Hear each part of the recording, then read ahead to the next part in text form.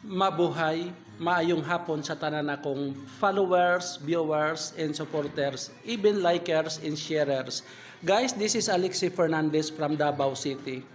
Kararating ko lang sa church na mo because today, October 16, 2024, and Wednesday, I will be joining to our weekly prayer meeting. Every Wednesday may naga-prayer meeting. Actually guys, I am very surprised. It really seems so exciting. Why? Ang ako ang fellow member sa mga church na ay nag-decorate og happy birthday Alexi. Actually, akong birthday is not today. It will be on October 18, Friday. That will be my actual birthday.